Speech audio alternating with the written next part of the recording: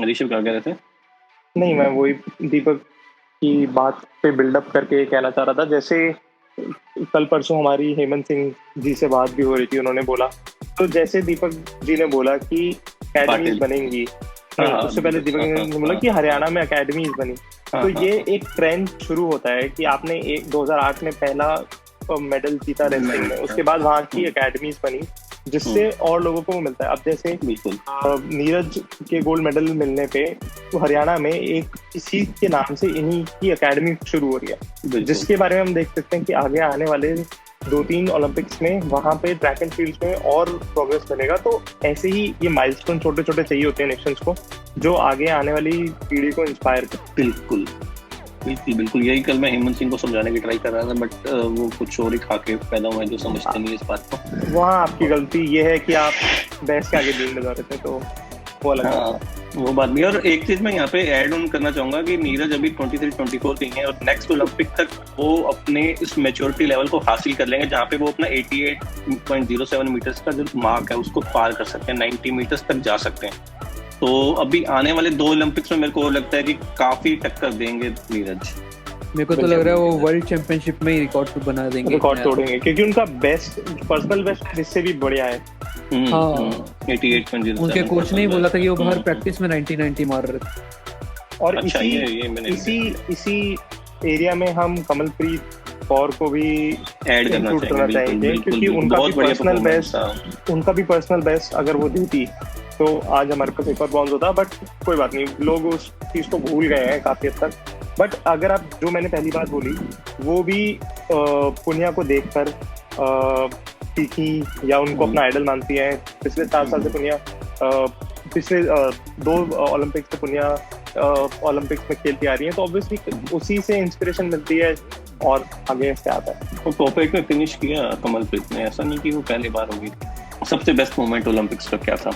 Obviously gold medal वाला ही moment होगा आप दोनों के लिए, ऋषभ की 100%। और मैं बोल सकता पहला मेडल जो मीराबाई ने जीता वो भी काफी शानदार है। ऋषभ क्या कह रहे थे? बिल्कुल, गोल्ड मेडल ऑब्वियसली सबसे बढ़िया मोमेंट, बट जो मोमेंट था जिसके अंदर वुमेन्स टीम सेमीफाइनल में पहुंची ऑस्ट्रेलिया को हरा, वो मोमेंट उस टाइम पे इवन तो आपका मेडल पक्का नहीं हुआ था, बट जिस बैकग्राउंड से हमारी वुमेन्स टीम आती है, आप देखिए, आपने सुना होगा जो पीछे देश में हुआ अर्जेंटीना से मैच हारने के बाद जो भी उनकी फैमिली को फेस करना पड़ा, रेसिज्म कास्टिज्म जो भी गई है, उन सबको एडवर्स कंडीशंस को बुला के आगे बढ़ के उन्होंने ऑस्ट्रेलिया जैसी टीम को हराया। उसके बाद ऑन फील्ड जो एटमॉस्फेयर था, जिसमें उन्होंने प्राइम मिनिस्टर से बात करी या दूसरे जाके ऑस्ट्रेलिया को कंसोल किया, जो भी एनवायरनमेंट था, मेरे ख्याल से वो बेस्ट मोमेंट था मेरे लिए। और सबसे ज्यादा डिसअपॉइंट किसी परफॉर्मेंस में इंडिया? मैं तो मेरे हिसाब से, हाँ बोलो। मेरे हिसाब से बॉक्सिंग में पंगल, मेरा भी वही अमित दंगल से मैं काफी डिसअपॉइंट हुआ, क्योंकि नंबर 1 सीट वाली बात आप हटा भी दीजिए। बॉक्सिंग एक ऐसा है जहाँ पे आपको अटैक करना है। अगर आप अटैक ही नहीं करेंगे, सिर्फ डिफेंस करेंगे, तो obviously you are not doing it right और you are in the wrong sport. तो मेरे को बिल्कुल वो समझ नहीं आता कि यहाँ क्या हो रहा है। और वही फर्स्ट राउंड में बाहर होना। बिल्कुल। हाँ, और एक विनेश फोगाट का भी ऐसा था जिन्होंने काफी डिसअपॉइंट किया मेरे को। फर्स्ट राउंड उन्होंने पार किया, पर सेकंड राउंड में क्वार्टर फाइनल जो था उसमें वो हार गई। मेरे लिए सबसे ज्यादा डिसअपॉइंट ममित पंगल और विनेश फोगाट ही थे। और एक अपने इंडिया के अंदर क्रिकेट की काफी बातें होती हैं, क्रिकेट सभी के सभी फॉलो करते हैं क्योंकि क्रिकेट में काफी पैसा है। बट अभी जो नीरज ने कल करके दिखाया है, उसके बाद से एक दिन में उन्होंने 10 करोड़ रुपए कमा लिए हैं। तो क्या इसी को देखते हुए एथलीट सब वापस दूसरे स्पोर्ट्स की तरफ जाना चाहेंगे? नहीं, मेरे को तो नहीं लगता ये एक रीजन होना चाहिए। इंडिया में जो लोग हैं, मतलब इकोनॉमिकली अपने आप को थोड़ा सा बेटर करने के लिए स्पोर्ट्स की तरफ जाना चाहते हैं, क्योंकि क्रिकेट में काफी पैसा है और इंडिया की जो एनुअल एवरेज इनकम है वो 20,000 से भी कम है। तो अगर किसी को प्रोफेशन बनाना है तो वो क्रिकेट बनाता है ताकि वो कुछ कमाए, कुछ हासिल कर पाए। और दूसरे स्पोर्ट्स में जाने से इसलिए भी डरते हैं क्योंकि फैमिली बैकग्राउंड इतना अच्छा नहीं होता।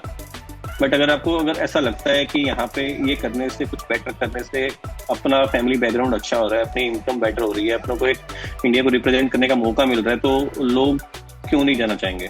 मुझे तो ऐसा लगता है कि इसका इतना फर्क नहीं पड़ना चाहिए कि आप पैसा देख के अगर नीरज को अगर इतने कमाए हैं तो उन्होंने सिर्फ ऐसा ही नहीं कि सिर्फ एक मेडल जीत के कमाए, उनकी पूरी इतने सालों की मेहनत और एक खेल को पूरा अपना टाइम देना, अपनी पूरी ज़िंदगी दे देना। मतलब उन्होंने ऐसा नहीं सोचा था कि मैं गोल्ड जीतूंगा तो मेरे को ये पैसा मिलेगा इसलिए मैं ये गेम ज्वाइन करता हूँ। उनकी शायद उनका लगन थी, उनकी मेहनत थी, और उन्होंने जैसा उनके इंटरव्यू में बताया, उन्होंने जो ज्वाइन करा था ये गेम, उनको फिटनेस के लिए ज्वाइन करना था। वो थोड़े चबी टाइप के थे तो उनको पतला होना था, इसलिए उन्होंने एथलीट्स ज्वाइन करा। और उसके बाद उन्होंने अपने सीनियर्स को देखा कि वो जेवलिन कर सकते हैं, तो उन्होंने बोला मैं भी इसको ट्राई मारता हूँ। और उसके 2 साल बाद ही उन्होंने जूनियर कॉमनवेल्थ गेम्स में मेडल जीता। और ऐसे करके उनकी स्टोरी थी। तो मेरे को नहीं लगता कि सिर्फ कोई भी एथलीट ये सोचेगा कि मैं मेडल जीतूंगा उसके बाद पैसा पाऊंगा, उस हिसाब से बढ़ना चाहूँगा। इसमें मेरे को बस मेरी बात सुन पा रहे हैं? मेरे को बस इसमें एक चीज ऐड करनी थी कि पैसे वाली बात जो बोली, ये 2 चीजों पे डिपेंड करती है। पहला, आप कौन सा स्पोर्ट्स चूज कर रहे हैं, इसमें आपको क्रिकेट को एक बिल्कुल अलग बैकग्राउंड ब्रैकेट में रखना पड़ेगा। और दूसरी, आप अर्बन एरिया में डिसाइड करते हैं या रूरल एरिया में डिसाइड करते हैं, क्योंकि ये देखा गया है कि रूरल एरिया में दूसरे क्रिकेट को छोड़ के अगर हम दूसरे स्पोर्ट्स की बात करें, उसमें लोग इसलिए जाना चाहते हैं वहाँ पे क्योंकि आपकी रेलवेज सर्विसेज और इन सब में एक सरकारी जॉब गारंटीड हो जाती है। तो रूरल एरियाज में क्रिकेट तो पैशन है ही, क्रिकेट तो इंडिया का पैशन है। तो क्रिकेट को ज्वाइन करने के लिए आपको कोई रीजन नहीं चाहिए, वो आपके गली मोहल्ले छत पे चलता रहता है। बट यही चीज अगर आपको दूसरे स्पोर्ट्स में जाना है, खासकर रूरल एरियाज में, तो वो देखा गया है कि वहाँ पे एक सरकारी जॉब और पैसा बिल्कुल एक मोटिवेशन होता है। पैसा इतना नहीं, सरकारी जॉब एक मोटिवेशन होता है। और उसके बाद वहाँ पे पैशन डेवलप करना और एक्सेल करने के बाद स्पोर्ट्स के लिए एक एक्चुअल पैशन डेवलप हो जाता है, जिसके बाद आप सरकारी जॉब को छोड़ के एक मेडल और एक इवेंट में अच्छा वो करने के लिए। और कल ही आपने देखा है कि नीरज कुमार के 200K फॉलोवर्स थे इंस्टाग्राम और एक नाइट के अंदर अब 2.5 मिलियन फॉलोअर्स हो गए उनके। तो मतलब हमेशा अपने को इसी चीज का वेट करना चाहिए कि वो कुछ बेटर करे। मतलब काफी टाइम से वो बेटर कर रहे थे, बट ओलंपिक्स तक का वेट करना पड़ेगा अपने को इन लोगों को फॉलो करने के लिए। देखिए, हम भी तो उसी चीज का वेट कर रहे हैं ना कि हमारे टॉप बॉल बाय 4 फुटबॉल के फॉलोअर्स बढ़े, कोई एक पास कर जाए, कोई एक ऑडियो ऐसे हमारी हिट हो जाए। तो ओवरनाइट सक्सेस कहते हैं इसको। और बट ओवरनाइट सक्सेस में उनकी मेहनत को ओवरनाइट नहीं बोलूंगा, क्योंकि उन्होंने ऑब्वियसली उसके लिए 4 साल 8 साल मेहनत करी है। बट सोशल मीडिया पे आप ओवरनाइट एक दिन में स्टार बन सकते हो, चाहे वो एक लड़की चाहे आंख मारते उसके लिए हो जाए, या फिर कोई चाय वाली चाय बेच रही है उसके लिए हो जाए। तो सोशल मीडिया पे आपके कितने फॉलोअर्स हो, मेरे हिसाब से वो कोई पैरामीटर नहीं है आपकी सक्सेस को वो करने के लिए, वो तो किसी के भी हो जाते हैं। दीपक, ऋषभ ने बोला कि एटलीस्ट 11 मेडल्स इंडिया लेके आ सकती थी वहाँ पे, तो आपके हिसाब से कितने मेडल्स इंडिया ला सकती थी, बेटर कितना कर सकती थी 7 मेडल्स पर? हाँ, मैं भी एग्री करता हूँ, 11 मेडल। और जैसे उन्होंने बताया कि हम 4th पोजीशन में, ऐसे 4-5 गेम थे जिसमें 4th पोजीशन आए, तो अगर वो गेम भी जुड़ जाते तो डेफिनेटली हमारा डबल डिजिट हो जाता। और मैं तो गोल्ड की उम्मीद और पीवी सिंधु से भी कर रहा था, जिस हिसाब से वो खेल रही थी, तो बस वही सीन था। और आज 8 अगस्त को टोक्यो ओलंपिक्स 2020 खत्म हो चुके हैं। कल 15th डे तक चाइना टॉप कर रहा था 38 गोल्ड्स के साथ में, और आज यूएसए ने इसको ओवरटेक कर लिया और यूएसए जो है वो फर्स्ट स्पॉट पे खत्म करेगा 100+ मेडल्स के साथ में। इंडिया टोटल अभी 48th पोजीशन पे, अगर अपने गोल्ड सिल्वर ब्रॉन्ज मेडल एक ओवरऑल की बात करें स्पॉट पे, और मेडल काउंट की बात करें तो इंडिया अभी 31st स्पॉट पे खत्म करेगा, जो मेरे हिसाब से उसकी बेस्ट फिनिश होगी अब तक की। और एक चीज मैं और यहाँ पे ऐड करना चाहूंगा कि टॉप बॉल बाय 4 ब्रांचेस की तरफ से जितने भी एथलीट्स 126 इंडियन एथलीट्स जिन्होंने ओलंपिक्स में हिस्सा लिया था, उनका बहुत बहुत शुक्रिया कि उन्होंने इंडिया को एक लेवल पे रिप्रेजेंट किया, ओलंपिक्स के इतने बड़े लेवल पे रिप्रेजेंट किया।